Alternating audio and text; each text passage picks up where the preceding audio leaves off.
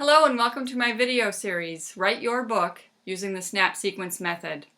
My name is Jan Stafford Kellis, and this is the first video in the series called Story Origin. As with any large task, I find it easiest to break it down into small steps and then do one step at a time, and before you know it, you're done and you've written a book. I have written 6 books so far. I have 5 of them published. 6 if you count my mini little cookbooklet that just came out. But I have 5 book-length works published. The first one I published is called Bookworms Anonymous, and it's about our book club. And first of all, I'm going to tell you about this because this is the first book I've ever written. I've always wanted to write a book as long as I can remember. I recall learning how to read. My mom was a big reader, and I finally asked her to please teach me how to read. I didn't want to have to wait until I went to school to learn how, because I wanted to sit around the house and read just like she did. So she taught me how to read, and the moment it clicked for me, I realized I wanted to write books. And so I started writing books when I was about 4 or 5 years old. And I just wrote them on notebook paper and then stapled them together into little booklets, and I would read them to my parents, and I probably drove them crazy. And inside on the title page of all of those books it said Jan Stafford, the famous author. The other books I've written, I have a volume 2 to the Bookworms Anonymous. And then I have 2 fiction books. They both take place in the Upper Peninsula of Michigan, which is where I live. And then I have this little gem of a book here. This is about the trip to Italy when I took my 16-year-old daughter. We were there for 2 weeks and she didn't want to go. So you can imagine the sarcasm and struggle that we had during those 2 weeks. But it's still both of our favorite trip. So anyway, I started reading and writing when I was 4, and then once I grew up and moved into my own house, life kind of got in the way and I stopped writing for the most part. And years and years went by. I had 2 kids, I had jobs, I had husbands, everything else. And then I decided I still wanted to write a book, but I couldn't figure out what to write about. And every time I saw one of my friends that I hadn't seen in a while, they would ask me, "What's new with your book club?" The book club I belong to is called Bookworms Anonymous, and it's a non-traditional book club because we don't have assigned reading every month. Instead of that, we all just read whatever we want to read, and we bring the whole entire stack to the meeting. So we show up with anywhere from 3 to 10 books apiece, and there are 7 of us, and we take turns hosting, and we prepare gourmet vegetarian meals. And after we eat, we go around the table and we've each got our little stack of books next to us, and we just kind of present them and try to persuade someone else to read them, you know, kind of a little sales technique. And we just swap the books around. So it's a frugal book club. We save some money. We share all of our books. And the best books receive a stamp of approval, just like that. And that requires unanimous approval from every bookworm. So all 7 of us have to agree. So anyway, I decided to write the first book about Bookworms Anonymous. And I told my husband one day, I said, I just really want to write a book, and I think I finally know what to write about. And I'm going to write about my book club because everybody asks me about it. And he said, well, if you're going to write a book, I guess you better start writing. So I did. And lucky for me, it was the beginning of hockey season. My husband Jason watches pretty much every Red Wings hockey game that airs, and I'm able to tune that out completely. So I can sit in my chair with my laptop on my lap, glass of wine next to me, and just type away and write books.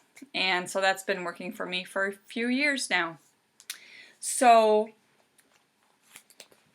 I wanted to help everybody else write a book. I have a lot of people ask me, you know, how do you even write a book? I've always wanted to write a book. I don't know how. I don't know where do you even get started? How do you keep it all in your head? And I noticed after my 2nd or 3rd book, I had developed a kind of a system that I use every time I write a book. And so now I have all these things that I do each time, and I can just feel it starting. Actually, right now, I can kind of feel a fiction book coming on. And so pretty soon I'm going to have to start my sequence all over again for myself. But right now I wanted to start you with the snap sequence that I have developed to write a book.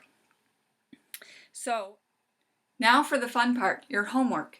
If you haven't yet decided what to write about, it's time to grab a pen and a piece of paper, and do this with a pen and paper, please, because it makes a big difference in the way your brain thinks about things, whether you're typing it or writing it with a pen on paper. And your brain just seems to have a better flow of ideas if you are able to grab a pen and have a piece of paper with it.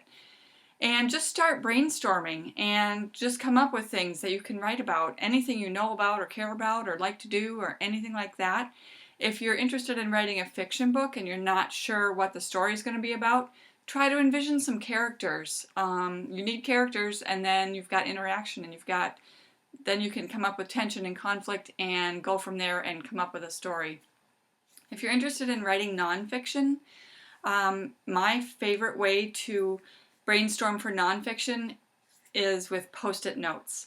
I got this tip from Pat Flynn, and you can find him on smartpassiveincome.com.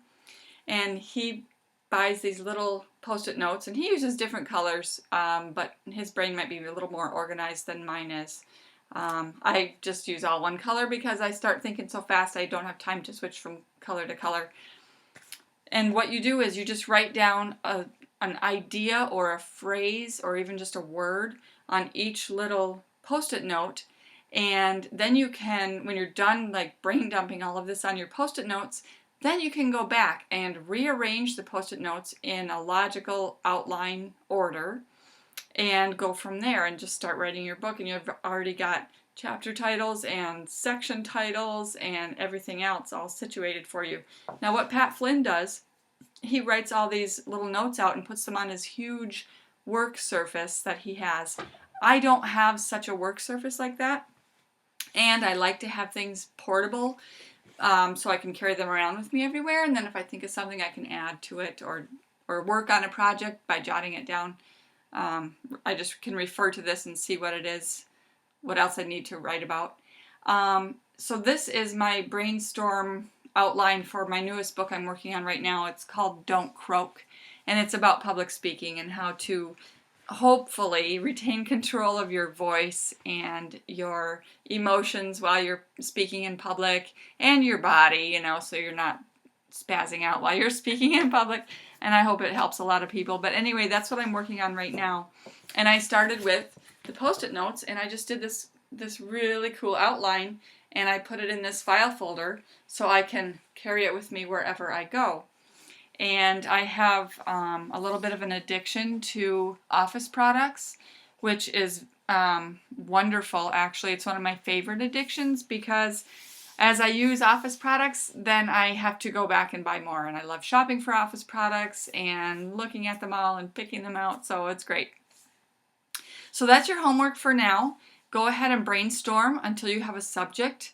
If you already have a subject, then start your outline.